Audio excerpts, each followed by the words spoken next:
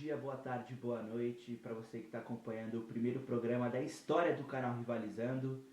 Hoje estreamos o Quebrando a Retranca, o primeiro episódio onde eu, Renato Rodrigues, com os meus amigos Thiago, José Ricardo e o Lucas Reis, vamos fazer a apresentação desse mais novo programa.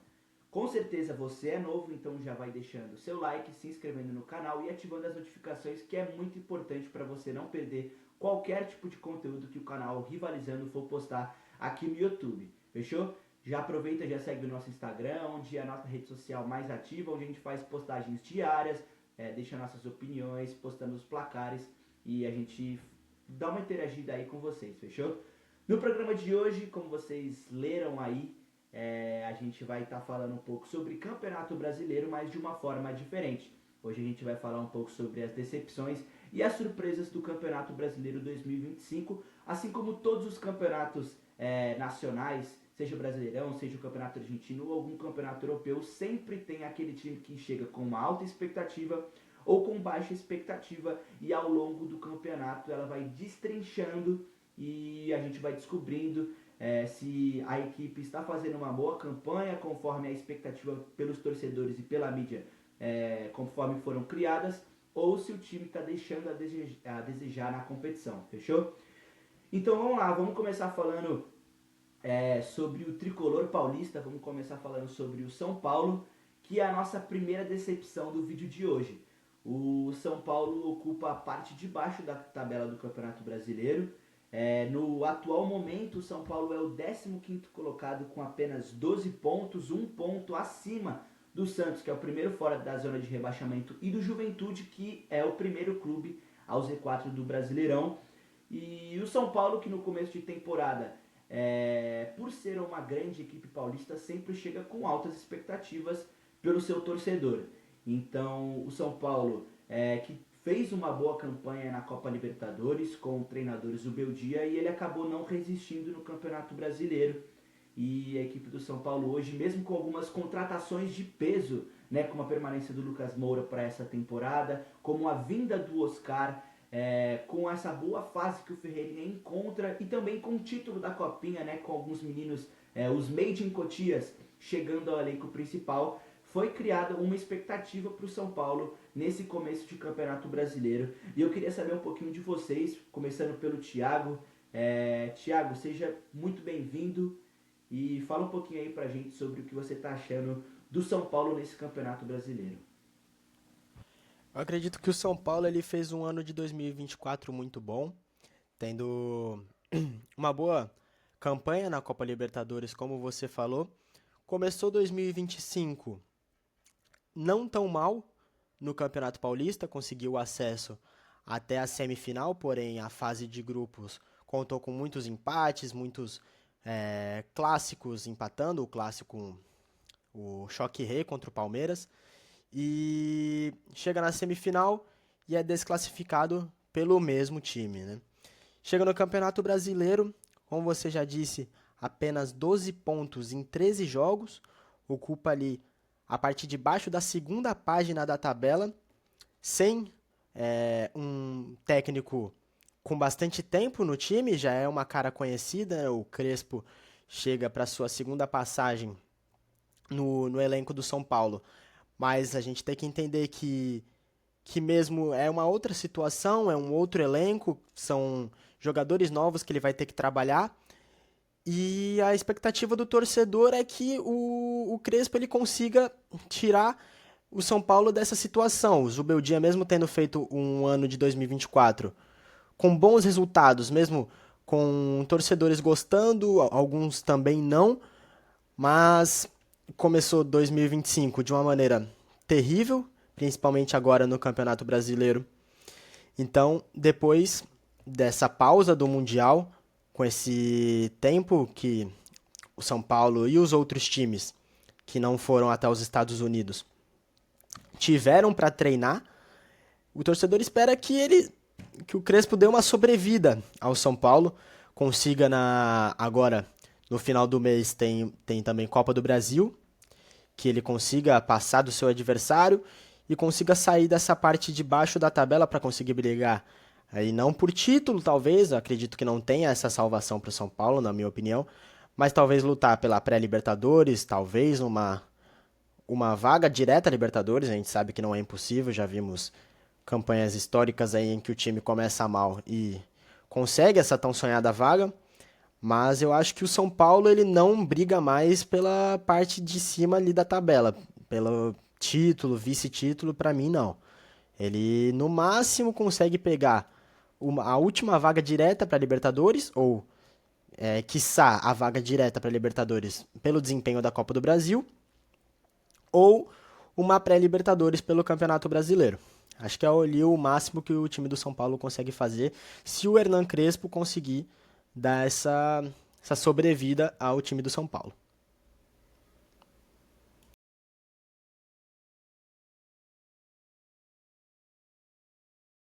É, como o Thiago falou, o São Paulo começou o ano de 2025 com resultados um pouco duvidosos com o Zubeldia, né?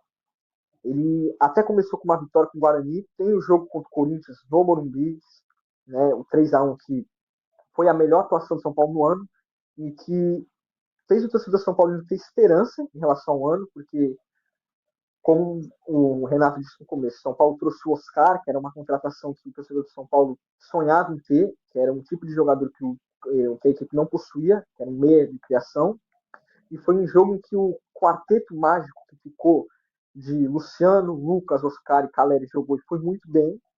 Aí tem o jogo do Mirassol, que também é um bom jogo, 4-1, mas o ano de 2025 no São Paulo é muito fraco para mim. Eu acho que o São Paulo teve poucos jogos em que o time jogou bem. São pouquíssimos jogos que o torcedor olhou e falou: o time jogou bem. O que aconteceu no decorrer do ano foi: o São Paulo teve momentos em alguns jogos bons, uns 30, 40 minutos, e o resto do jogo abaixo. A campanha no Paulista foi razoável, foi dentro do esperado, né? Foi eliminado com um pênalti inexistente, né? O brasileiro, eu tenho a dizer que provavelmente esse vai ser o brasileiro mais difícil da história do São Paulo, né? Porque está na parte de baixo, só que diferente de outros anos, o São Paulo nesse ano não tem dinheiro para contratar, por uma escolha da diretoria e por erros da diretoria no passado, que investiu em jogadores que não deram certo e não conseguiu retorno financeiro para tal. O título da Copinha, ele alimentou a esperança do torcedor em relação à base, porque o São Paulo tem histórico nesses últimos anos de dificuldade do clube, de sempre Cotia ser a salvadora do clube, de sempre Cotia conseguir revelar um ou dois bons jogadores. E esse ano, com o título, os torcedores, não só o título em si, mas os torcedores se sentiram representados vendo o time sub-20. Até pela maneira que passou da semifinal, conseguindo virar o jogo no final, né? A própria final contra o Corinthians, que o São Paulo consegue virar o jogo.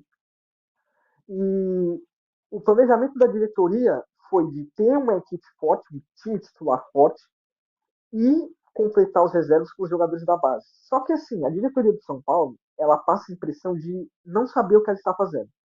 Porque o objetivo inicial, como eu falei, era ter os jogadores da base, os meninos da base, como os reservas. E aí acaba de vender o Alves por 6 milhões de euros, acaba de vender o Ângelo, lateral direito, de 16 anos, por 2 milhões de euros, sendo que ele nem tinha ainda assinado um contrato profissional praticamente com o São Paulo, ele ainda nem estreou no time profissional e já vendeu. Né? O São Paulo agora tem o FDIC, que é o fundo para controlar a dívida. Apesar de ter feito uma boa campanha na Libertadores, o campeão de São Paulo na Libertadores foi excelente, 14 pontos, segunda melhor campanha geral, e uma boa Copa do Brasil, o brasileiro de São Paulo é muito fraco, o que ocasionou a demissão do Zubeldia. Não que o Zubeldia fosse o maior culpado, né? Ele não é, porque o São Paulo também teve muitas lesões, então ele teve que muitas vezes remendar a equipe. Mas não dá para a gente ignorar que o São Paulo com o Zubeldia teve resultados péssimos, né? Como perdeu para o Vasco no Morumbi, perdeu para o Mirassol no Morumbi, empatou com o Sport, né? Que é o último colocado, ainda não ganhou de ninguém, né? E foi demitido. A chegada do Crespo, eu acho que ele veio muito para unir a torcida, né? Porque o que se via nas redes sociais de São Paulo era uma torcida desunida, era uma torcida que não queria mais o Zubeldia e que não estava mais indo ao estádio por conta disso, porque o time não estava jogando bem e queria a demissão do Zubeldia. Então São Paulo demite o Zubeldia, traz o Crespo, que era um treinador dos sonhos para o torcedor, pelo fato de ele já teve treinado São Paulo, ele nunca teve a oportunidade de conhecer um Morumbi lotado, ele foi demitido logo quando voltou ao público, em 2021. E a esperança do São Paulino com o Crespo, nesse momento, eu diria que é sobreviver. Né? É claro que o São Paulo, como o Thiago falou, tem elenco, quem sabe, para brigar por uma pré-Libertadores? Até tem. Só que o ponto é, para fazer isso, o São Paulo vai ter que abandonar a Copa do Brasil e a Libertadores. E eu não sei se a diretoria pensa dessa maneira. Né? Mas, no geral, o São Paulo é uma grande decepção e, muito provavelmente, esse será o ano mais difícil da história do clube.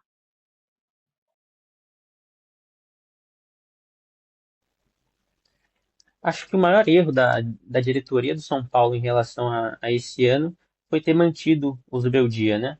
Eu acho que ele não soube extrair o melhor do elenco do São Paulo. Ele insistiu muito na utilização de pontas, e eu acho que o elenco do São Paulo não deveria jogar assim. O Luciano, por exemplo, em vários momentos, o Zubeldia colocava o Lucas para jogar de ponta, para ter o Luciano como um meia.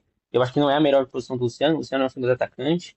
Agora, no elenco do São Paulo, tem o Rian Gustavo, que se machucou, mas que poderia ter sido mais utilizado. A melhor versão do Lucas é com o meia. Então, se eu fosse o Zubeldia, eu não teria utilizado tanto pontas. Eu teria preferido ficar mais com meias ou com duplas de ataque. Acho que o São Paulo conseguiria ter tido resultados melhores jogando dessa forma. E agora com o Crespo eu não ficaria tão animado assim. É um contexto bem parecido em relação à primeira passagem dele. As expectativas ainda não são tão altas. Na primeira passagem dele, ele ganhou um Paulista. E como o time vinha num jejum de anos, aquilo ali foi o suficiente para satisfazer a torcida por um tempo.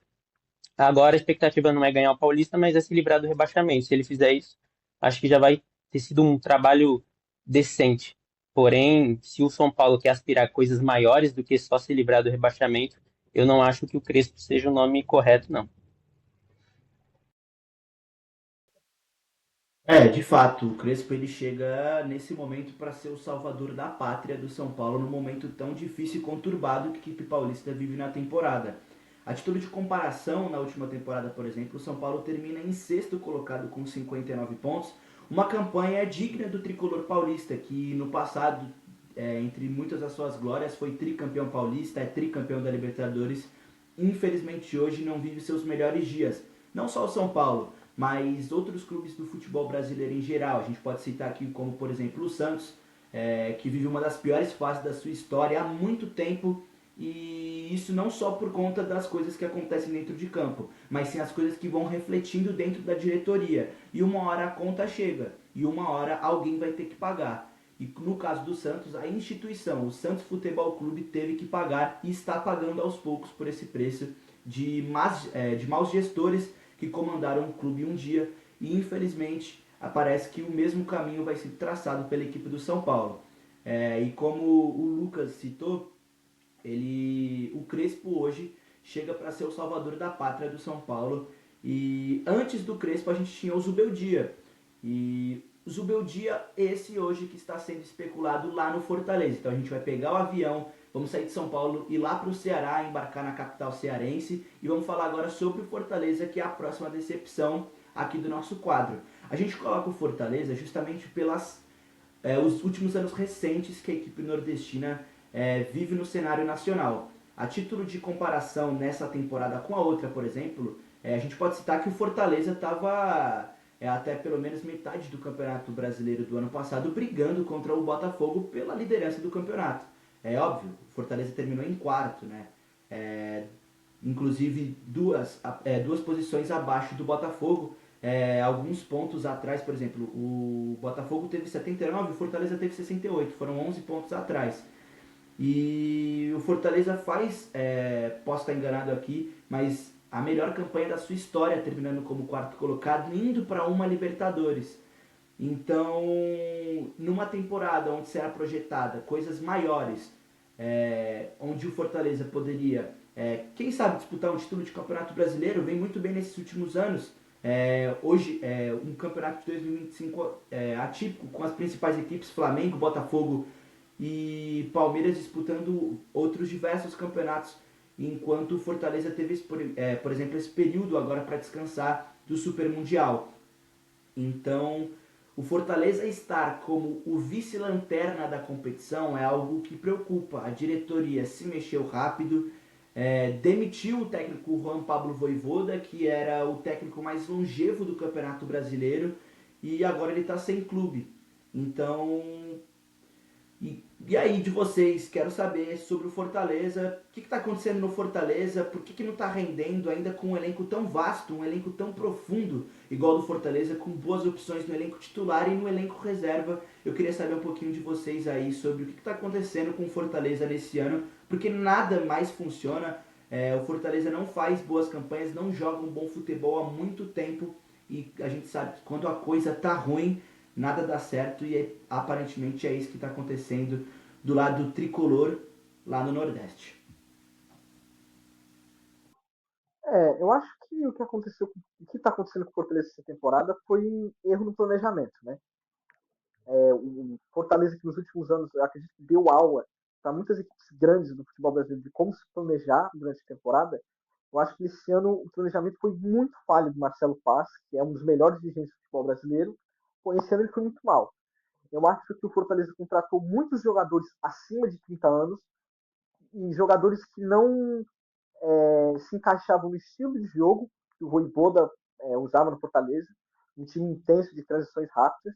Então você teve muitas contratações de jogadores que não têm como sua principal característica a velocidade, a intensidade, a força, né, a explosão.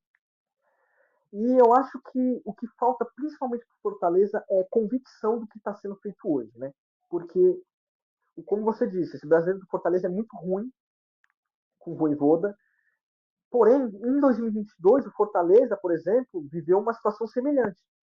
Que é importante até de se considerar de que o Fortaleza termina o primeiro turno de 2022 em último lugar e consegue terminar em oitavo em 2022, ou nono, e vai para a Sul-Americana, numa recuperação fantástica. Então, nesse começo ruim, se tinha a imagem de que, apesar desse começo ruim, o Fortaleza já conseguiu virar a chave em outro momento.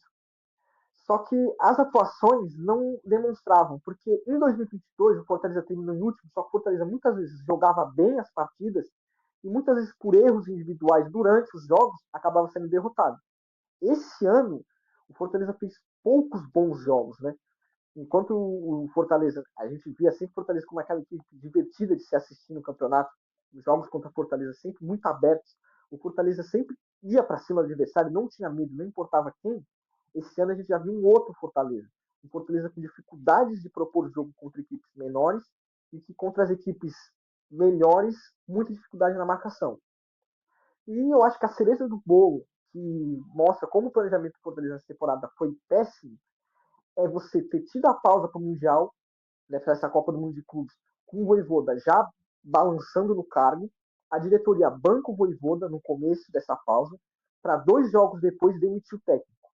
Ou seja, ela perdeu um mês, o Fortaleza perdeu um mês que poderia ter com um novo treinador para treino, para ele conseguir colocar suas ideias de jogo, apostando no Voivoda para demitir ele 2 jogos depois de voltar às partidas, né? Igual você falou, né, do Zubeldia estar sendo especulado. Eu acho que o Zubeldia, pro Fortaleza, é um técnico que eu acho que é válido, porque é um treinador novo, ele pode trazer, ele muda o ambiente, né? Às vezes a questão anímica do elenco com um treinador novo muda, os jogadores se sentem motivados novamente, mas no sentido de estilo de jogo, eu não acho que muda muito. Né? O São Paulo do Zubeldia, como o Lucas falou anteriormente, jogava com 2 pontas, um meio atacante, sempre muito desse estilo intenso. Que provavelmente ele manteria para Fortaleza. Só que, é como eu falei, os jogadores do Fortaleza não têm como sua principal característica a explosão. Então eu acho que você trocar o Voivoda pelo Zubeldia nesse momento seria como trocar 6 por meia dúzia. Porque são treinadores que têm um estilo de jogo muito parecido. Então eu acho que se é para trazer o Zubeldia, eu preferiria ter mantido o Voivoda, que é um treinador que já conseguiu tirar o Fortaleza de um último lugar para uma vaga na Sul-Americana, que na época todo mundo ficou encantado com a recuperação do Fortaleza. Eu preferiria manter ele. Mas o Fortaleza optou por demitir, agora um novo treinador, sendo o Zubeldia ou não, que o Fortaleza consiga se recuperar e consiga sair dessa posição que não era onde imaginávamos que ele estaria. Como o Renato falou, a gente sempre, hoje a gente vê o Fortaleza sempre como aquela equipe para brigar na parte de cima da tabela. E é ver o que vai acontecer com o Fortaleza nos próximos jogos. Acredito como o Zé falou, o Fortaleza tinha esse carisma, né? Dava gosto de ver o Fortaleza jogar nesses últimos anos e eu acredito que o momento do Fortaleza é tão crítico que ele perde essa identificação, que ele perde o Fortaleza perdeu a cara do Fortaleza, assim dizendo. São 8 jogos sem vencer, 8 jogos, 8 derrotas seguidas e a última derrota, claro que é mais doída, um clássico contra o maior rival, o Ceará no Castelão, perde por 1-0. Então eu acredito que o Fortaleza está num momento completamente crítico, quiçá o mais crítico dos últimos anos. Acabou de demitir seu treinador depois de 8 derrotas seguidas, como o Zé disse, perdeu esse um mês de preparação em que o novo técnico poderia ter colocado as suas ideias, ter conhecido as peças que ele vai ter para trabalhar. E eu concordo que o Zubeldia não é o melhor nome para o Fortaleza. O estilo de jogo do Zubeldia tem, como o Zé falou, tem esse estilo de jogo intenso, onde joga com 2 pontas. Tinha o Ferreirinha de um lado, tinha Lucas como opção, 2 pontas de explosão. Mas o Fortaleza, mesmo tendo um elenco bom nas mãos, ele não tem jogadores que têm essas características. Tem uma característica de velocidade, de explosão, de intensidade na marcação. Então acredito que o Fortaleza vive um dos momentos mais críticos que ele poderia viver. Como eu falei do São Paulo, eu também não vejo essa recuperação milagrosa para o Fortaleza nesse momento da temporada. É claro que o torcedor vai se apegar nessa superstição de em tal ano estávamos em último e conseguimos nos recuperar. Claro, o torcedor tem que ter a fé, tem que ter sua paixão. Mas se a gente for falar racionalmente sobre o momento do Fortaleza no Campeonato Brasileiro, eu não vejo expectativa de recuperação para esse time.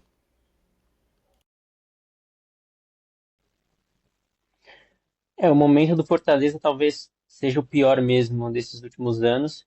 Porém, eu acho que a diretoria errou em demitir o Vojvoda. Ele era um cara com muita identificação, ele tem muita identificação com o clube. Ele adorava a cidade, ele se emocionou muito na saída. Você vê nesses vídeos que estão saindo da despedida dele, ele muito emocionado, ele tinha muito carinho, tem muito carinho com o Fortaleza. Porém, a- parece que a torcida e até mesmo a diretoria exigia algo que o elenco não podia entregar. O elenco do Fortaleza não é para brigar na parte de cima da tabela, é um elenco muito envelhecido, perdeu jogadores muito importantes como o Hércules, que era fundamental para esse estilo de jogo do Fortaleza, um jogador muito intenso, de muitos duelos, com boa saída de bola, chegava muito bem à área, que chega muito bem à área, fez um grande super mundial com o Fluminense. Então faltou pro Vojvoda material humano mesmo para entregar um bom futebol. E talvez zona de rebaixamento, acho que seja pouco demais. Talvez se o Fortaleza tivesse em 12º, 13º, vaga ali para a Sul-Americana, talvez o Vojvoda não tivesse sido demitido. Realmente, o elenco do Fortaleza não é ruim ao ponto de estar na zona. Porém, o Vojvoda já tirou esse time do buraco uma vez, acho que ele poderia ter tirado de novo. É, claro que um rebaixamento seria desastroso para o projeto do Fortaleza, porém acho que foi uma decisão muito precipitada demitir um treinador que tem tanta qualidade, que foi por tanto tempo assediado por outros clubes brasileiros, com muito mais potência financeira do que o Fortaleza, e mesmo assim ele ficou no Fortaleza, ele tem muito amor ao clube. Acho que foi uma decisão muito precipitada por parte do Marcelo Paes de demitir o argentino. E é como vocês falaram, né? O Lucas citou e o Zé falou um pouquinho. Esses jogadores que chegam à equipe do Fortaleza talvez não fossem as peças necessárias para a equipe disputar aquilo que almejava no começo da temporada. Como por exemplo, o Fortaleza moveu montanhas para tirar o Davidson do Atlético Mineiro e trazer para esse início de temporada. O Davidson não vive a sua melhor versão no Fortaleza e já não vivia a sua melhor versão no Atlético Mineiro. Então é uma contratação que gera contestação. Você já tinha um goleador como o Lucero, claro, um jogador um pouco mais velho. Então você vai em busca de uma nova opção no mercado, de mais um centroavante para tentar fazer uma sombra para o Lucero e aos poucos ir conquistando a vaga de titular. E você traz um jogador com a mesma idade sem nenhum potencial de evolução. É um cara que já está acostumado com o futebol brasileiro, ok. É um cara que sabe fazer gol, conhece o caminho do gol, mas é um cara que não vive seus melhores momentos. Outro título de comparação, por exemplo, o Fortaleza perde o Hércules e não traz uma peça de reposição a nível do Hércules. O Hércules é um jogador que surgiu no Fortaleza simplesmente do nada, e aos poucos ele foi demonstrando a sua importância e que ele era muito importante e fundamental para aquela equipe. E não é à toa que hoje no Fluminense a gente consegue ver o Hércules jogando o mais puro e bonito futebol. Ele estava jogando muita bola no Mundial, se não foi o principal, foi um dos principais jogadores do Fluminense, claro, né? Tem o John Arias, mas o Hércules fez gols decisivos nas oitavas, nas quartas. O Hércules foi o cara do Fluminense. Então você perde um jogador com potencial, com uma margem de evolução grande como é a do Hércules, e não traz uma reposição à altura, então começa a gerar uma contestação por parte dos torcedores. Muitos torcedores já começavam a questionar algumas contratações, alguns jogadores que ainda permaneciam no elenco, e simplesmente o Marcelo Paz não trazia jogadores a nível que o Fortaleza precisava para poder fazer com que o time voltasse a jogar bola. Fez boas contratações, algumas contratações interessantes, mas deixou a desejar e vai deixando a desejar nessa temporada.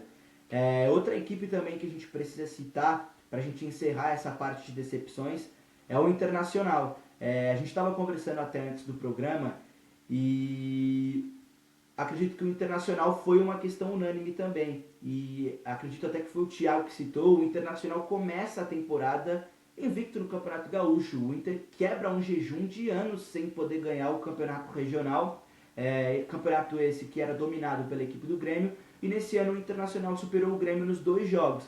E então já vinha de uma ótima fase com o Roger Machado na última temporada. Inclusive o Internacional, que nos últimos anos sempre teve uma equipe muito cascuda, uma equipe muito copeira, que brigava pelas Copas, seja a Copa do Brasil, na Copa Libertadores.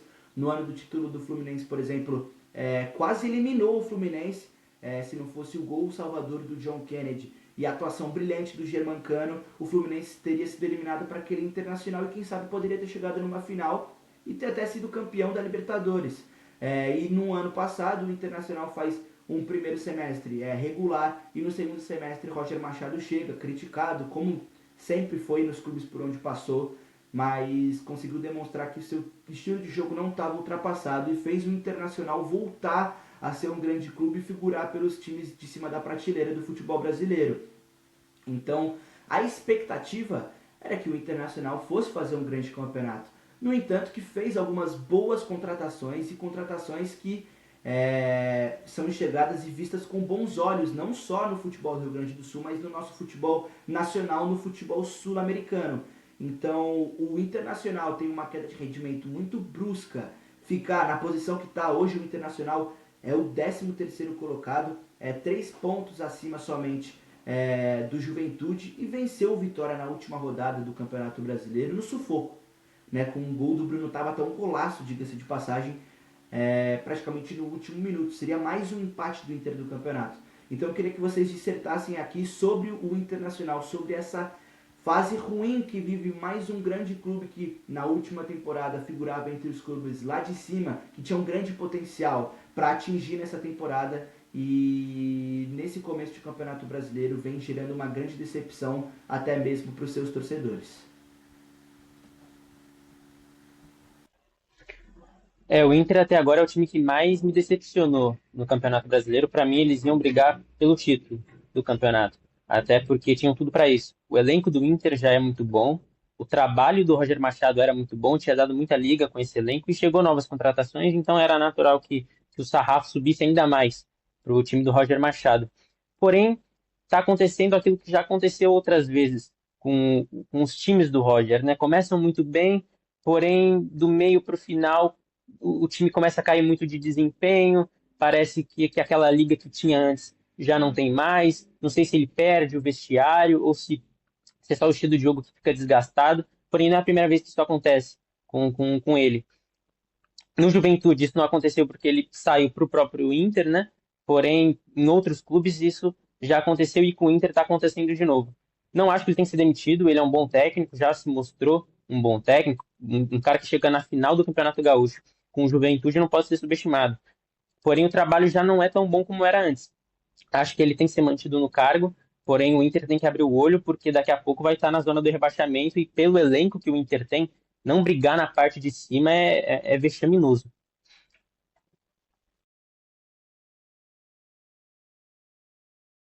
O título do Gaúcho invicto pro Internacional coloca, né, como o Lucas falou, o sarrafo do time gaúcho lá em cima. Então, como você sai de um campeonato estadual, quebrando um jejum de anos de hegemonia do Grêmio, indo na casa do Grêmio, conseguindo vencer e trazendo o título para os seus torcedores dentro de casa, o torcedor abre a mente para coisas maiores. Talvez um Campeonato Brasileiro, uma Copa Libertadores. Então, você vê esse início de campeonato que o Internacional está tendo, com o seu elenco, que é um elenco bom, tem atacantes bons, tem Ener Valencia, um meia que é incontestavelmente um dos craques do campeonato, que é o Alan Patrick.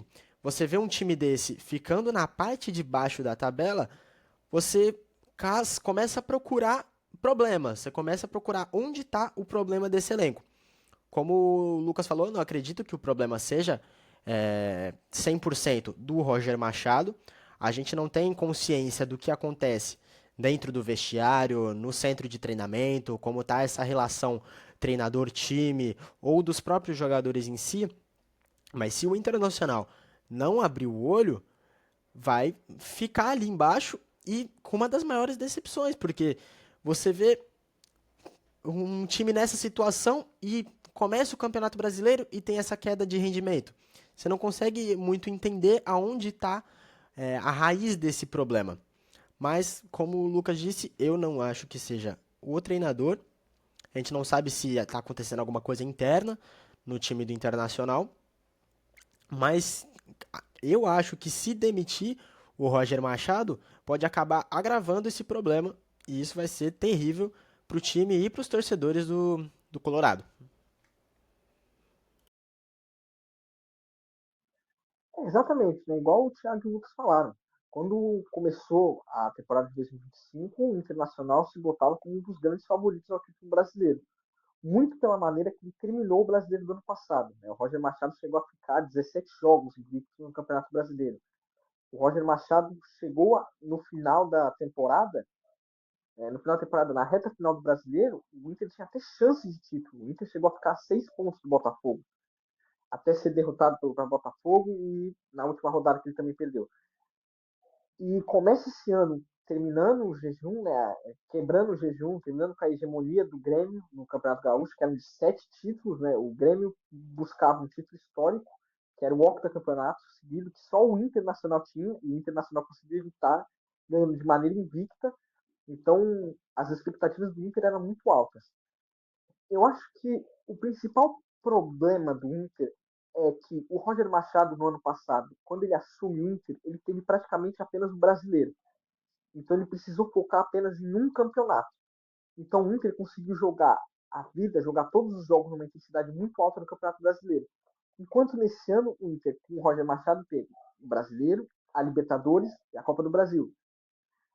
Então o Inter, e com jogos de 3 dias, o Inter por muitos momentos teve que priorizar a Libertadores, já que o Inter caiu no grupo mais difícil da Libertadores, com o Bahia, Atlético Nacional e o Nacional. Então eu acho que o problema do Inter está longe de seu treinador, está longe de seu Roger Machado. Eu acho que também não foi um erro de planejamento da equipe. A equipe melhorou do ano passado em relação a essa. Eu acho que o que faltou para o Inter pode ser um elenco um pouquinho maior, com mais opções. Por exemplo, um substituto, não à altura do Alan Patrick, mas um substituto que conseguisse, em alguns jogos, substituí-lo de maneira que não fizesse tanta falta no elenco. Eu acho que em jogos em que o Alan Patrick não joga, o Inter cai muito de rendimento. Eu acho que o Inter teve sim jogos ruins por conta da ausência de jogadores, pelo excesso de jogos. E eu acredito que se o Inter terminar nessa região no Campeonato Brasileiro, vai ser uma decepção muito grande. Eu, inclusive, acredito que dos 3 times que a gente citou como decepção, eu acredito que o Inter é a maior decepção. Porque o Inter entra nesse ano com a maior expectativa em relação ao Campeonato Brasileiro e tem um desempenho muito ruim. Apesar de não ser o pior desempenho entre esses 3 que foram citados, é o que tinha a maior expectativa. Então, para mim, o Inter entra como essa maior decepção mas eu acho que o Inter tem tudo para conseguir se recuperar na temporada. E eu acredito que o Inter não deva brigar por título, não deva brigar necessariamente por Libertadores, mas acho que se o Inter voltar a jogar o que ele já jogou com o Roger Machado, ele consegue figurar ali entre os 10 melhores do Campeonato Brasileiro sem nenhuma dificuldade. Não, e o fato é que para os três clubes estarem nas decepções é porque os três não fazem uma campanha agradável no Campeonato Brasileiro. E deixando agora de lado, né, essas decepções, né, falando sobre... Porque o torcedor de cada clube, né, o torcedor do Inter, o torcedor de São Paulo e o do Fortaleza acaba ficando triste. Mas acontece, gente. Futebol vive de fases. Uma hora seu time pode estar numa fase boa e outra hora você pode estar na fase ruim. E isso é totalmente normal. Assim como os outros clubes do futebol brasileiro também vivem fases ruins. A gente não tem só esses três no campeonato hoje. A gente tem o próprio Santos, que com um elenco recheado de bons nomes, o Neymar, o Roleiser, a maior contratação da temporada, um Guilherme que começa na temporada voando e simplesmente some no Campeonato Brasileiro, o clube vai caindo de posição, é criada uma expectativa alta e o time não rende. O Sport, que fez um dos maiores investimentos da sua história para poder disputar o Campeonato Brasileiro, e uma das contratações mais caras da sua história, por exemplo, que é o Carlos Alberto, nem joga mais no clube hoje. Já foi chutado praticamente do clube, foi trocado com o Derek Lacerda e está a caminho do Cuiabá. Você traz um Sérgio Oliveira, um jogador a nível europeu, e o time não rende, o time não consegue jogar futebol. Então isso é totalmente normal, isso acontece. E a gente espera que esses clubes, querendo ou não, possam retomar a sua boa fase e saiam dessa zona ruim que figuram hoje no Campeonato Brasileiro. Mas agora, deixando de lado as decepções, vamos falar das surpresas do Campeonato Brasileiro.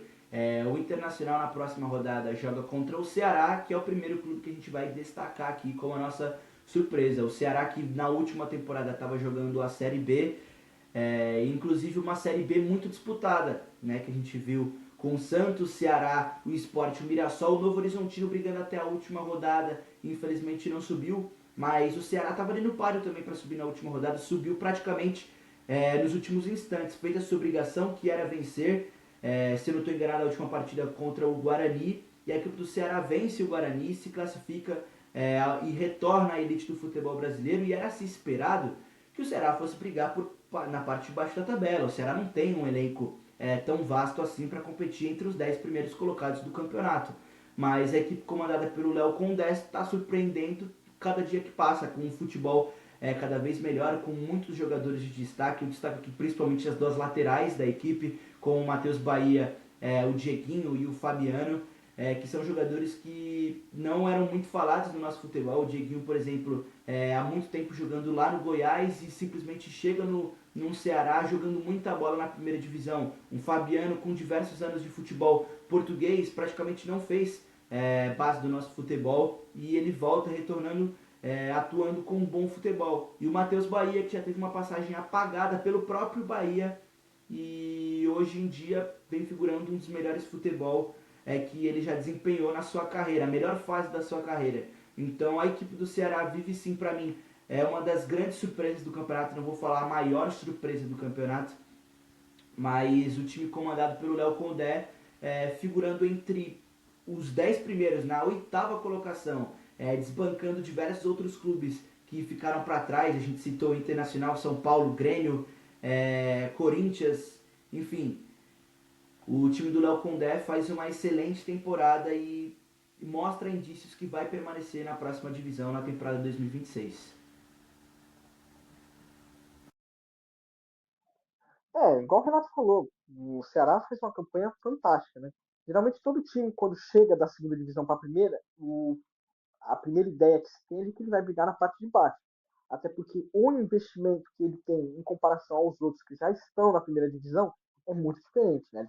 A discrepância de valores é surreal. Mas o Ceará apostou na organização.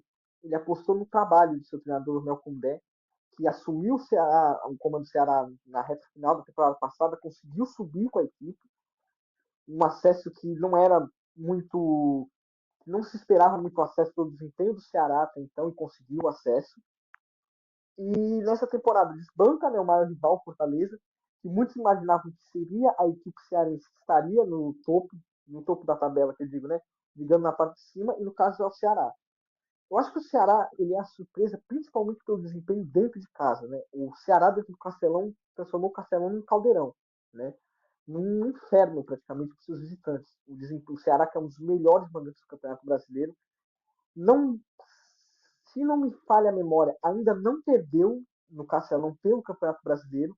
A derrota que eu lembro que o Ceará teve foi para o Palmeiras na Copa do Brasil, mas eu acredito que no Brasileiro ainda não tenha sido derrotado dentro do Castelão.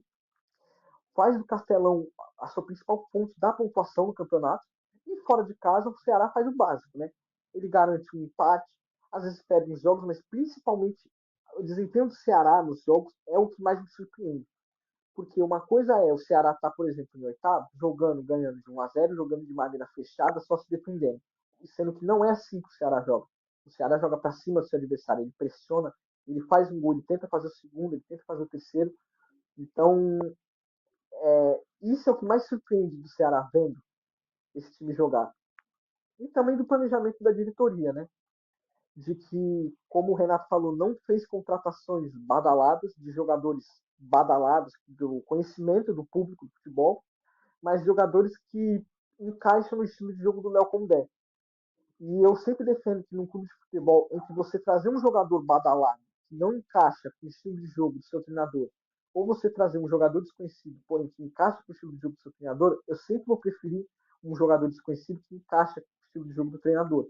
Porque assim a probabilidade dele ter um bom desempenho e ajudar a equipe é maior. Acho que depois do Bragantino, o Ceará é a grande surpresa positiva desse campeonato. Nas nossas previsões no Instagram do canal Rivalizando, eu particularmente coloquei que o Ceará não brigaria para sair da zona. Eu acreditava que o Ceará podia conquistar ali de 10º a 12º ou 13º no campeonato. Porém, a fase que o Ceará vive, eu não esperava. Achei que o Ceará não ia ser rebaixado, acreditava que o Ceará podia continuar na Série A no ano que vem. Porém, o Ceará está jogando muito melhor do que eu imaginava. É como o Zé falou, não é só um time que se defende e joga para uma bola, é um time que consegue propor jogo, principalmente contra equipes mais fracas. E acho que o grande mérito disso é do Léo Condé, que ele já tinha feito um grande trabalho no Vitória, na Série B, conseguiu conquistar o título do campeonato da Série B e subir com o Vitória, e no Ceará, mais uma vez, faz o grande trabalho. E o que eu mais gosto desse time do Ceará é que ele mostra que futebol é contexto, acima de tudo. O Lucas Mugni, um dos grandes destaques desse time, no Flamengo, por exemplo, era muito criticado e no Ceará vive um grande momento. O Pedro Raul, que foi tratado como uma piada na internet por muito tempo pela fase ruim que ele viveu no Corinthians e no Vasco, principalmente. No Ceará, fez um grande campeonato cearense, ajudou o time a conquistar o título. No Brasileirão começou muito bem. Nos últimos jogos ali, até antes do Super Mundial, ele tinha oscilado um pouco, mas já voltou à boa fase. Então mostra que nem todo jogador é bagre por uma fase ruim. Tem jogador que não se adapta a um determinado time, não se adapta à pressão de jogar por uma determinada camisa, mas em um outro contexto, jogando de outra forma, com novos ares, ele se dá bem. E é o caso, entre tantos, do Lucas Mugni e do Ceará, e isso é o que eu mais gosto nesse time, comandado pelo Léo Condé. A gente vê esse ano do Ceará como a torcida sendo o 12º jogador do elenco. Muitos dizem, e eu concordo, que é na dor que cresce o amor. Então você vê o time do Ceará em 2023 sendo rebaixado para a segunda divisão. Em 2024 faz uma Série B boa, uma Série B que foi disputada e termina em quarto lugar, apenas 4 pontos do líder, que foi o Santos. Chega no começo de 2025 com o apoio total da torcida e nesse ano, durante esse ano até agora, só teve apenas 2 derrotas dentro do Castelão. Uma derrota contra o Palmeiras, que é um time badalado dos últimos anos, e a derrota contra o Atlético Mineiro no Campeonato Brasileiro. A outra foi na Copa do Brasil, que foi uma derrota doída por apenas um gol de diferença, onde o Lianco foi expulso no final. Mas a gente vê que a torcida vem empurrando muito esse time do Ceará e vemos essa hegemonia do Ceará dentro de casa no Campeonato Brasileiro. Então, o que a gente pode esperar do Ceará que melhore ainda mais, que consiga bater seus adversários dentro de casa. E mesmo quando é visitante, ainda é um time chato de se jogar contra, e cada vez mais a torcida vai estar ali do lado do elenco. Posso colocar como surpresa desse elenco esse ano foi a chegada do Pedro Raul, um jogador que era indiscutivelmente ruim para todos os amantes do futebol do Brasil inteiro. Ele fazia uma passagem péssima pelo Corinthians, já vinha de jogando mal do time que ele vem antes do Corinthians, um time mexicano, se eu não me engano. E no Corinthians ele vem por um preço elevado, que é uma das várias burradas dessa diretoria do Corinthians, com uma multa alta também, mas é transferido para o time do Ceará e consegue se encontrar. Faz um gol na final da Copa Cearense contra o time do Fortaleza dentro do Castelão e segue no time fazendo não uma atuação brilhante de gala, mas é algo a mais do que a gente esperava do desempenho do Pedro Raul no Ceará. E o Thiago tocou num ponto bem legal, que é, novamente, a gente falando do Pedro Raul. O Pedro Raul, muita gente já considerava que ele era um jogador de uma temporada só. Né? Ele, né, antes do 2022, ali, ele passa por outros clubes do futebol brasileiro, mas ele chega no Goiás em 2022 e ele faz a temporada da vida dele. É artilheiro do Campeonato Brasileiro, com muitos gols, marcando contra diversas equipes do Campeonato Brasileiro do alto escalão. E ele é praticamente especulado em todas as equipes ao fim da temporada. E ele escolhe o Vasco. No Vasco ele não vai bem, é vendido rapidamente ao Toluca do México, volta para o Brasil no Corinthians numa esperança de retornar à sua boa fase e quem sabe reconquistar o coração dos torcedores brasileiros. E no Corinthians também não dá certo. No Corinthians ele é tratado novamente como chacota, é tratado como piada, um cara que maltratava a bola ou um cara que não sabia o que estava fazendo dentro de campo. Então, esse novo recomeço que ele tem no Ceará é muito bonito, é algo muito legal. E a torcida apoia, né? Geralmente os clubes do Nordeste sempre têm essa característica, suas torcidas, de serem umas torcidas que sempre abraçam aqueles jogadores que chegam ao seu clube. Por exemplo, a do Sport abraçou o Lucas Lima na temporada passada, depois de uma péssima volta para o Santos. E o Lucas Lima faz uma grande temporada, é o maior assistente daquela Série B, um dos jogadores com o maior número de participações em gols daquela edição. Então é algo muito legal, e que a torcida do Ceará vem fazendo isso não somente com o Pedro Raul, mas também com outros jogadores que a gente citou anteriormente. Mas agora saindo lá do Ceará, e a gente vai agora para São Paulo, e vamos ficar aqui em São Paulo por enquanto, só que a gente vai falar agora do Mirassol. O Mirassol, que com a primeira participação na história da Série A, um clube que muita gente nem imaginava que poderia alcançar o nível que chegou hoje. E quando ele chega na Série A, a equipe do Ceará, a equipe do Mirassol, perdão, a gente não dá muita expectativa. O Lucas falou, por exemplo, daquela tier list que a gente faz na nossa página do Instagram, onde a gente classificava os clubes. Somente um de nós colocou o Mirassol em uma posição que não fosse de ser rebaixado ou que iria brigar para cair, não foi nenhum de nós quatro. Então isso já diz muito sobre o que a gente pensava sobre o início de temporada e essa temporada e o Campeonato Brasileiro que o Mirassol ia fazer. O Mirassol hoje, ele é o 10º colocado, mas ele é um 10º colocado com um gostinho de que poderia estar mais em cima.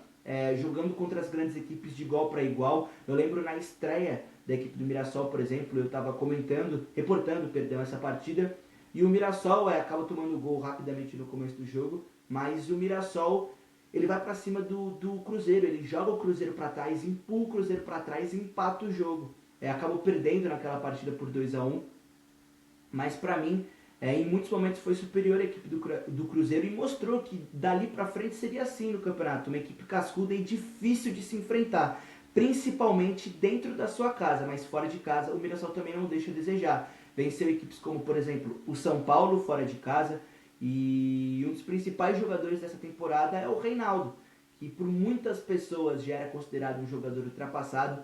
Eu, inclusive, sou um desses caras que não sou tão fã do futebol do Reinaldo, mas preciso admitir, ele faz uma temporada de alto nível pela equipe do Mirassol. Para um cara que já está com 35, 36 anos, ele é um cara que está demonstrando e jogando em alto nível no futebol brasileiro por uma equipe que era para estar lá embaixo. A gente pode citar também é o Danielzinho, um baita camisa 8 que vem destoando no meio de campo do Mirassol, dita o ritmo da equipe do Mirassol. A gente falou do Alan Patrick, o Thiago falou do Alan Patrick mais cedo, mas a equipe do Mirassol sem o Danielzinho é outro time. O Danielzinho é o motorzinho dessa equipe, é o cara que faz as engrenagens do Mirassol funcionar. Então, bom, rapaziada, a gente tinha falado que o Mirassol seria um dos candidatos a brigar pelo rebaixamento, só que dentro de campo parece que eles vêm demonstrando que na verdade a gente estava errado. Definitivamente, Mirassol calou a boca de todos nós e com certeza de muitos mais torcedores ao redor do Brasil. Para mim, o futebol do Mirassol é lindo. O Mirassol ele começa o ano com a primeira derrota do ano foi contra o Santos na Vila Belmiro por 2-1, mas depois encaixa uma sequência de 5 vitórias. Termina o Campeonato Paulista de uma forma ruim, 5 derrotas seguidas e a derrota nas quartas de final contra o Corinthians na Neoquímica Arena por 2-0, mas aí chega no Campeonato Brasileiro e deslancha. Conta com 2 jogadores de extrema experiência no seu elenco, que é o próprio Reinaldo e também o goleiro Walter, um goleiro que ficou grande parte da sua vida no Corinthians, não teve tanta visibilidade, pois foi por muito tempo uma sombra do Cássio, que por muito tempo foi incontestável no elenco do Corinthians, mas encontrou seu espaço no Cuiabá e agora encontra também o seu espaço no Mirassol. É uma das peças chaves desse elenco. E o Mirassol, nesse Campeonato Brasileiro, conta com apenas 2 derrotas. Mas também já teve vitórias gigantes. Venceu por goleada do Grêmio por 4-1. Venceu o Corinthians na sua casa. Venceu o São Paulo no Morumbi. Então, um time que surpreendeu muito todo mundo. É um time que chega da Série B, sendo vice-campeão, já tem uma campanha ótima. Foi vice-campeão atrás do Santos por apenas 1 ponto. E chega no Brasileirão Série A na sua primeira vez, na sua primeira campanha, de uma forma linda. E com certeza vai manter a sua vaga no Brasileirão esse ano, quiçá disputar uma vaga de uma competição continental, a Sul-Americana, mas quem sabe nos maiores roteiros aí conseguir uma vaga para a pré-Libertadores.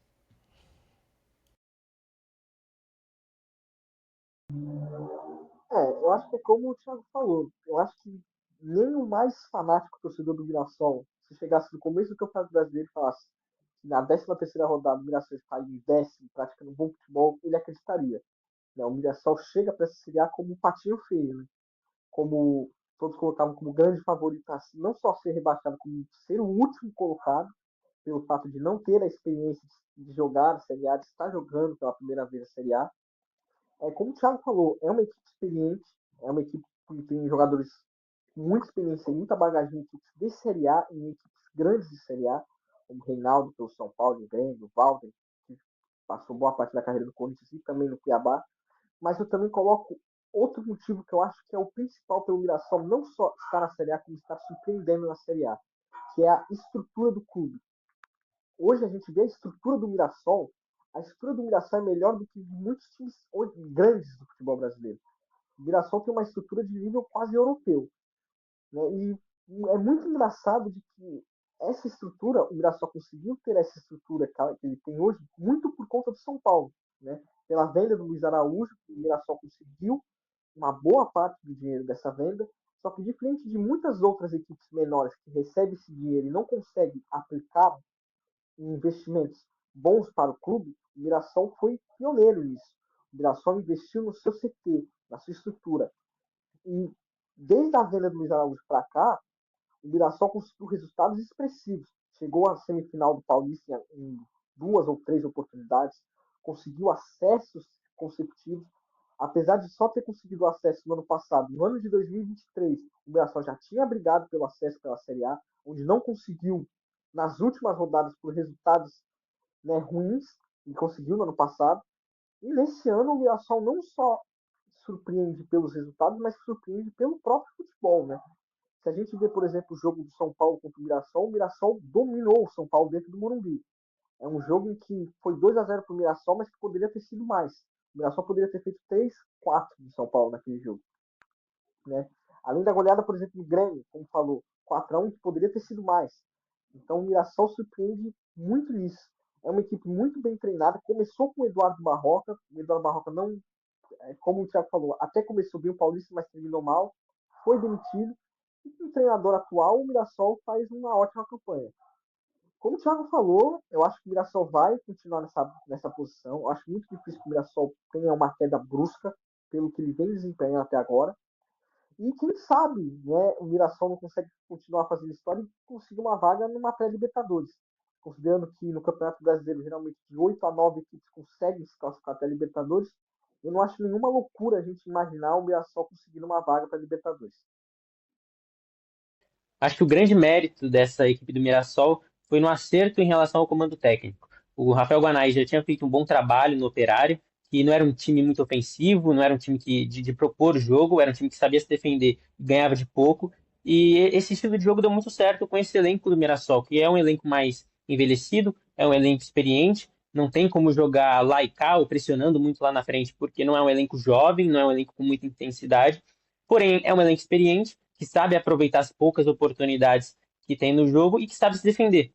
Um grande destaque, acho que não tem como não ser o Reinaldo, que foi chutado do São Paulo, no Grêmio também não foi bem, e no Mirassol é o artilheiro do clube no Brasileiro, mas também tem como a gente tem que destacar o outro lateral desse time, que é o Lucas Ramon, que faz um campeonato de menos destaque, mas muito, muito, muito seguro. A dupla de zaga vai muito bem, e um grande acerto que eu pessoalmente achei muito interessante é no Walter. É um goleiro que eu sempre gostei desde a época de Corinthians. Não tinha como ele ser titular naquela época, porque o Cássio é um monstro. Porém, eu acho que ele merecia esse destaque que ele está tendo no Mirassol. É um dos grandes goleiros da competição. E se não fosse ele, com certeza, o Mirassol não estaria na fase boa que está agora. Acho que ele, junto com o Reinaldo, é o grande destaque desse time. Mas, principalmente, o nome desse projeto do Mirassol é o Rafael Ganais. Eu tô de acordo com o Lucas, cara. Se a gente fala de um cara que faz um excelente trabalho nessa Série A, comandando um clube que provavelmente poderia estar brigando pela parte de baixo da tabela, é o Rafael Guanais. E não é a primeira vez que ele faz isso. O Lucas citou o trabalho dele no Operário, que foi apesar de não ter conseguido acesso para a primeira divisão, que nem era o objetivo principal do Operário na última temporada. Porque o Operário vem de uma Série C em 2022, ele é rebaixado, 2022, isso, ele é rebaixado para a segunda divisão, para a terceira divisão, como 19º colocado, com uma campanha terrível na Série B, disputa a Série C, classifica em 2024, volta à segunda divisão, e o Rafael Guanais, que pouco se era falado no nosso cenário nacional, e ele faz um grande trabalho no Operário, levando o Fantasma a brigar pela parte de cima da tabela. O Operário em alguns momentos esteve próximo, né, das 4 primeiras colocações, mas acabou terminando com 58 pontos em uma 7ª colocação que foi muito bem vista. E nessa temporada o Operário, por exemplo, colhe os frutos que o Rafael Guanais deixou. O Operário ainda é uma equipe com um estilo de jogo parecido, é uma equipe que com bons jogadores, inclusive o Operário na última temporada revelou bons jogadores, como por exemplo o zagueiro William Machado, que faz uma excelente temporada pelo Ceará hoje. Então, muito dessa boa temporada que faz o Mirassol tem dedo do Rafael Guanais, sim, e ele é um treinador que a gente provavelmente vai escutar muitas mais vezes futuramente no nosso futebol. E para encerrar aqui, molecada, a gente não pode deixar de falar de surpresas e não citar o Bragantino. É claro que pode ser que tenha muita gente falando, mas o Bragantino é uma SAF já consolidada no futebol, tem outros clubes como o Salzburg e o Leipzig, e no futebol brasileiro já tinha aparecido em algumas outras competições. É verdade, eu também concordo com você. O Bragantino já não é de hoje que vem demonstrando um bom futebol desde que virou o Red Bull Bragantino. Mas essa temporada, para mim, em futebol jogado, é uma das melhores que o Bragantino vem desempenhando. Contratou peças pontuais para essa temporada. O John, para mim, sem dúvida nenhuma, é o principal jogador do Bragantino nessa temporada e foi um acerto trazer ele da equipe do Palmeiras. Um cara que surgiu das categorias de base até com certa expectativa, mas que não rendeu e que não teve grandes oportunidades na equipe do Abel Ferreira. Acabou vivendo muito na sombra ali do Rafael Veiga e de outros jogadores que acabaram entrando posteriormente. Então ele chega na equipe do Bragantino, assume, se não me engano, acho que é a camisa 6 ou a camisa 5, e nessa temporada ele veste a 10, com muita responsabilidade e com muito futebol jogado. Não é à toa que o Bragantino também, sem o John, já revelou outros grandes jogadores fazendo exatamente essa captação que o Bragantino sempre faz. Jogadores pouco valorizados em grandes clubes, seja nas equipes de São Paulo, seja nas equipes de outros estados, traz com um preço acessível, valoriza o atleta aqui e vende lá fora. O Elinho é um exemplo disso, um cara que estava escanteado no São Paulo, foi para o Bragantino e foi vendido por um alto preço lá para o Toluca do México. O Bragantino já quis fazer isso com outros jogadores, trouxe alguns outros destaques e promessas do futebol, mas fato é que o Bragantino é um time que, querendo ou não, já está consolidado no nosso futebol, só que nessa temporada em específico demonstra uma qualidade ofensiva e uma qualidade defensiva de alto nível. Isso tem dedo do Fernando Seabra, e eu queria que vocês opinassem e falassem um pouquinho aí sobre a surpresa que é o Bragantino nessa temporada, ou se vocês acham que o Bragantino, na verdade, já está consolidado no nosso futebol. Qual que é a opinião de vocês em relação à equipe do Massa Bruta? O Bragantino já era um time consolidado, porém o começo do Paulistão deles, a competição inteira deles no Campeonato Paulista foi muito ruim e todo mundo pensou que eles iriam brigar para não cair no Campeonato Brasileiro. E o grande mérito desse time não tem como não ser o Fernando Seabra. Claro, tem o John, que está fazendo uma grande temporada, Juninho Capixaba, que é um jogador muito consolidado no nosso futebol, porém o grande nome é o Seabra. Diferente das outras duas surpresas que nós citamos aqui, o elenco do Bragantino é muito jovem, né? Essa é a forma do Bragantino pensar futebol, não só do Red Bull Bragantino, mas do Leipzig, do Salzburg, dos outros times da franquia da Red Bull. É um time que aposta em jovens promessas, sabe lapidar jovens promessas. Claro, ser um time que não tem muita pressão de torcida ajuda, porém tem muito mérito esportivo da diretoria e do projeto do clube enquanto instituição. E o que eu mais gosto desse time do Bragantino é que o Fernando Seabra é um cara que foi chutado do Cruzeiro de maneira muito injusta. Ele não foi mal no Cruzeiro, ele foi bem, ele fez um bom trabalho, foi demitido de maneira bem polêmica e no Ceará, e minto, no Bragantino, ele fez o trabalho e no Bragantino ele fez um bom trabalho, como já é de costume dele. É um dos grandes treinadores do nosso futebol, é um dos mais promissores do nosso futebol, e a gente tem que tratar ele com mais carinho, porque ele é muito bom, e ele, junto com o Felipe Luiz, para mim, e com o Rogério Ceni, são os nomes principais do nosso futebol, são nomes para a gente olhar no futuro, para quem sabe estar na Europa, em grandes times da Europa, ou em grandes times do nosso futebol mesmo, mas é um treinador muito bom, Fernando Seabra, é o grande nome desse projeto, e pela forma como ele saiu do Cruzeiro, eu acho que ele é muito bonito ver como ele está se dando bem no Bragantino, porque ele merece, é um grandíssimo treinador.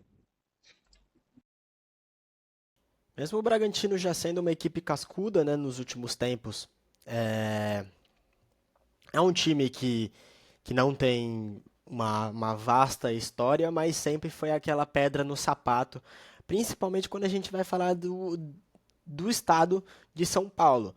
A gente coloca o Bragantino como a quinta força, só que sempre é uma pedra no sapato, tanto nos grandes de São Paulo, tanto quando vai jogar o Campeonato Brasileiro e ainda fica incomodando as outras grandes potências já consolidadas. O Bragantino ele faz um Campeonato Brasileiro muito bom, comparando também com o início de Paulista, que foi ruim, e terminou sendo eliminado para o time do Santos, na Vila Belmiro, por 2-0. Mas até o momento o Bragantino só conta com 3 derrotas nesse campeonato, e elas foram para o Bahia, Palmeiras e Fluminense. 3 equipes que nesse ano estão jogando muita bola, Bahia sendo também uma surpresa, que a gente vai falar daqui a pouco, e Palmeiras já consolidado, Fluminense também, que ao longo do campeonato, desde o início, fez um campeonato muito bom, também nessa pausa para Mundial de Clubes, desfilou, né, em solo americano, lutou contra equipes europeias e surpreendeu também muitas pessoas com o futebol brasileiro sendo equiparado ao futebol da Europa. Mas voltando ao Bragantino, eu destaco nesse elenco do Bragantino uma revelação desse Campeonato Paulista, que é o Vinicinho. Ele é um jovem de 21 anos que jogou muita bola nesse Paulista, mesmo com uma campanha ruim do Bragantino, ele foi completamente destacado nesse elenco do Bragantino e continua nesse Campeonato Brasileiro sendo aquele ponta de origem, o ponta velocista, o ponta driblador, o ponta que não tem medo, que vai para cima, que corta pro meio, que bate, que dribla, que acha um passe que deixa o companheiro na cara do gol. Então eu coloco esse jovem como destaque do elenco do Bragantino e como destaque também para ficar de olho nele. Eventualmente ser especulado numa equipe fora do Brasil ou uma equipe no Brasil, só que uma grande potência para sair do Bragantino e tá em time que sempre, todo ano, briga pela parte de cima da tabela. Eu aconselho a todos ficássemos de olho no Vinicinho.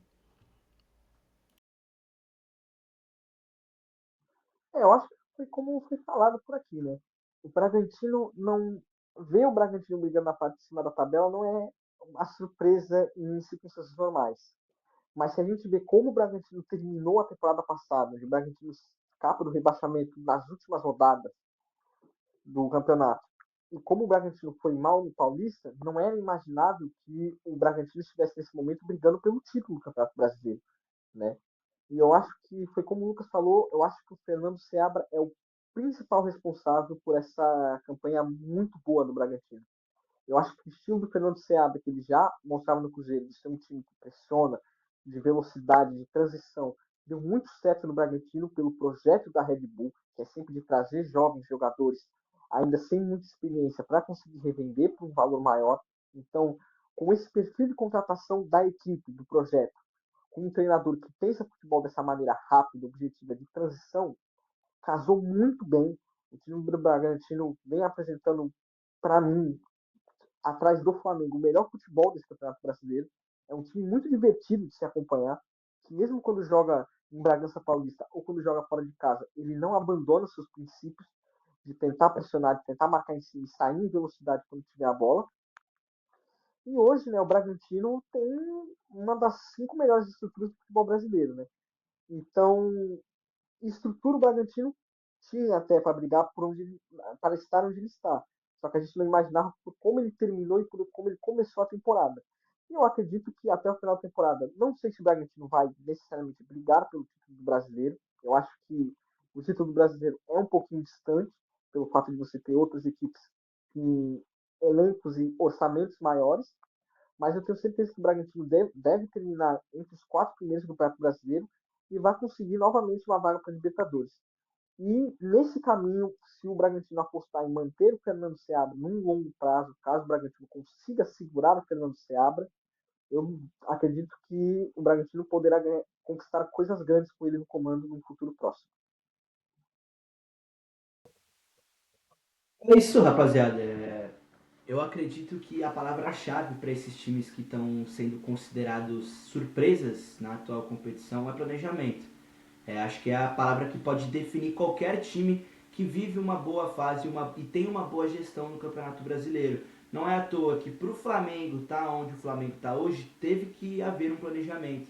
O Flamengo por muito tempo ficou figurando entre os times de meio de tabela, um clube que necessariamente você já sabia que não ia fazer uma grande temporada e do nada o Flamengo vai ressurgindo aos poucos, trazendo bons jogadores, revelando bons jogadores e hoje convive com o elenco estrelado que tem. O Bragantino, a mesma coisa.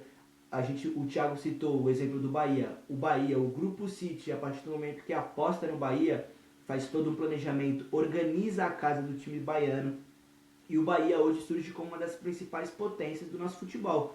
O Bahia tem jogadores com muita classe, jogadores que são destaques do nosso futebol e no futebol europeu há muito tempo. E jogadores que têm potencial para estarem no futebol europeu ou que já poderiam estar jogando no futebol europeu há muito tempo.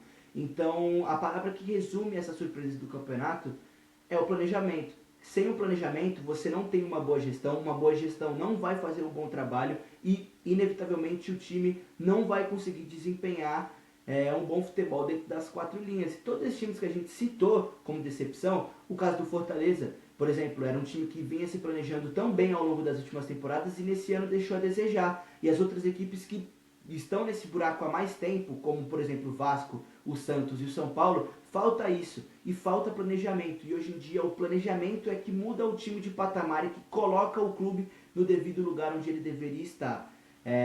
Falta isso para muitas equipes, não só no futebol brasileiro, mas no futebol sul-americano, que aos poucos as equipes dos outros países que um dia já foram temidas, hoje em dia inevitavelmente acabam perdendo suas forças e não conseguem competir com o nosso futebol, mas as equipes que conseguem colocar ordem na casa, se planejar bem e organizar direitinho, sempre conseguem colher seus frutos no futuro e inevitavelmente vai surgir como uma das principais times do seu país ou do seu continente. Bom, encerrando esse programa por hoje, o primeiro episódio do Quebrando a Retranca. Se você gostou, não esquece de deixar seu like, se inscrever no canal e ativar as notificações, porque é muito importante pra gente nesse comecinho. Vocês viram que o tempo de duração do programa é um tempo de duração longo, então deixa nos comentários se vocês gostam desse estilo de vídeo, se vocês querem que a gente adapte para um formato menor. A gente está 100% aberto a qualquer outro tipo de opiniões e críticas, desde que sejam construtivas, claro.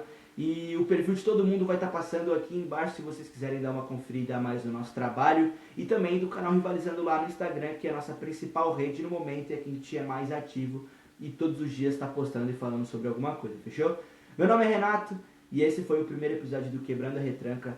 Até o próximo, tamo junto.